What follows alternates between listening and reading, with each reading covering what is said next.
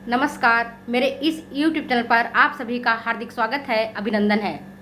आज मैं दिनकर रचित रश्मि रथी के भाग 12 के बारे में चर्चा कर रही हूँ। पिछले वीडियो में हमने देखा था कि जब दुर्योधन कर्ण को अंग देश का राजा बना देता है तो भीम आग बबूला हो जाता है और कहता है कर्ण को कि यह सूतपुत्र किस तरह से कोई राज्य को चला पाएगा। दुर्योधन की बात अच्छी नहीं लगती है और वह भीम से उलझ पड़ता है और उसे खरी खोटी सुनाता है। अब देखते हैं कहानी आगे क्या मोड़ लेती है। कृपाचार्य आ पड़े बीच में, बोले, छी यह क्या है? तुम लोगों में बची नाम की भी कोई हया नहीं है। चलो चलें घर को, देखो होने को आई शाम, थके हुए होगे तुम सब, चाहिए तुम्हें आराम। रंगभूमि से चले सभी पूर्वासी मोद मनाते, रंगभूमि से चले सभी पूर्वासी मोद मनाते, कोई कर्ण कोई पार्थ का आपस में गुण गाते। सबसे अलग चले अर्जुन को लिए हुए गुरुद्रोण, कहते हुए पार्थ, पहुंचा यह राहुल या फिर कौन? जन्मे नहीं जगत में अर्जुन, कोई प्रतिबल तेरा, टंगा रहा है इसी बात पर ध्यान आज तक मेरा। एकलव्य का लिया अंगूठा, कढ़ी न मुख से आह, रखा चाहता हूं बेटा निष्कंटक तेरी राह। आगे कहते हैं, मगर आज जो कुछ देखा उससे धीरज डोलता है। आज मैंने जो कुछ देखा उससे धीरज डोलता है। मुझे कर्ण में चरम वीरता का लक्षण मिलता है। बढ़ता गया अगर निष्कंटक यूं ही उद्भट भटबाल, बढ़ता गया अगर निष्कंटक यूं ही उद्भट भटबाल। अर्जुन तेरे लिए यह हो सकता है कभी यह कोई काल। भावार्थ बताती हूं कि जब दुर्योधन अंग देश का राजा कर्ण को बना देता है तो भीम बहुत क्रोधित हो जाता है और उसे सारथी पुत्र कह करके पुकारता है और कहता है कि सारथी पुत्र किस तरह से कोई राज्य को चला पाएगा। दुर्योधन की बात अच्छी नहीं लगती है और वो भीम को कहता है कि हे भीम, तुम फालतू की बकबक करते हो। तुम्हें बताओ कि तुम लोग का जन्म किस प्रकार से हुआ था, तुम्हारे पिता कौन थे?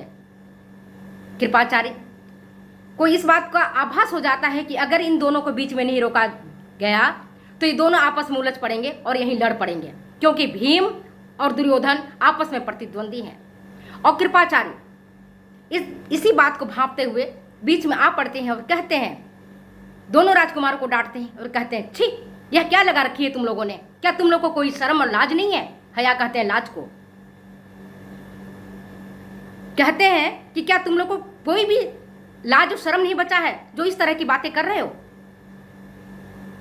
और फिर दुलारते हुए पुचकारते हुए कहते हैं उन सबको कि चलो बेटे, शाम होने को आई है, तुम लोग दिन भर में बहुत कठोर श्रम किया, बहुत परिश्रम किया है, अब तुम लोग को आराम की आवश्यकता है।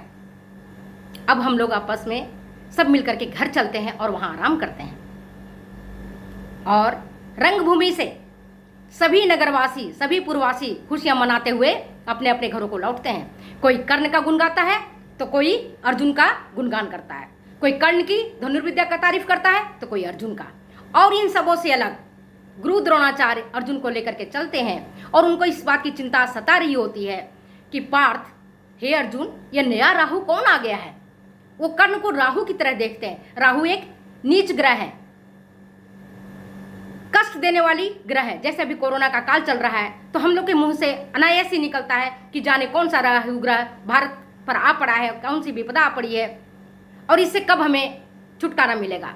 तो द्रोणाचार्य कर्ण को राहु की संज्ञा देते हैं। वो राहु समझते हैं कि जाने एक पीड़ा देने वाला, कष्ट देने वाला ये राहु कौन से नया आ गया। और वो कहते हैं अर्जुन को संबोधित करते हुए कि अर्जुन, आज तक और अभी तक मैंने तो यही सोचता रहा कि विश्व में तुमसे बढ़कर के कोई धनुर्धर नहीं हो, और इसीलिए बेटा आज तक मेरी आंखें तुम्हें ही धनुर्धर बनाने के लिए टंगी रही हैं। मैं नहीं चाहती हूँ कि तुम्हारा कोई प्रतिद्वंदी उत्पन्न हो इस संसार में, और इसीलिए बेटा मैंने एकलव्य का अंगूठा दान में छल से मांग लिया था और तुम्हारे राह को निष्कंटक बनाया था, निर्बाध रूप से मैं चाहता हूं कि तुम धनुर्धर बने रहो। और आगे कहते हैं कि बेटा आज जो मैंने कुछ देखा रंगभूमि में, जो मैंने रंगभूमि में देखा उससे मेरा धीरज डोलता है, मैं घबराता हूं, मुझे कर्ण में तो चरम वीरता का लक्षण दिखाई पड़ता है। अगर यह कर्ण इसी तरह से निर्बाध रूप से निष्कंटक रूप से बढ़ता गया तो वह दिन दूर नहीं होगा अर्जुन, यह तुम्हारे लिए कभी काल हो सकता है। मैं इन्हीं पंक्तियों को पुनः दोहराती हूं। कृपाचार्य आ पड़े बीच में, बोले छी यह क्या है, तुम लोगों में बची नाम को का भी कोई नहीं हया है। हया कहते हैं लाज को। चलो चले देखे, चलो चले घर को, देखो होने को आई शाम, थके हुए होगे तुम सब, चाहिए तुम्हें आराम। रंगभूमि से चले सभी पूर्वासी मोद मनाते, रंगभूमि से चले सभी पूर्वासी मोद मनाते, कोई कर्ण का कोई पार्थ का आपस में गुनगाते। सबसे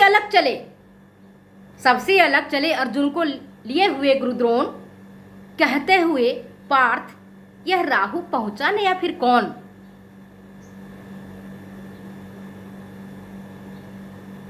जन्मे नहीं जगत में अर्जुन, कोई प्रतिबल तेरा, टंगा रहा है इसी बात पर ध्यान आज तक मेरा। जन्मे नहीं जगत में अर्जुन, कोई प्रतिबल तेरा, टंगा रहा है इसी बात पर ध्यान आज तक मेरा। एकलव्य से लिया अंगूठा, कड़ी ने मुख से आह, रखा चाहता हूं बेटा निष्कंटक तेरी राह। मगर आज जो कुछ देखा उससे धीरज हिलता है, मुझे कर्ण में चरम वीरता का लक्षण मिलता है, बढ़ता गया निष्कंटक। अगर यह उद्भट भटबाल अर्जुन, तेरे लिए हो सकता है यह कोई काल।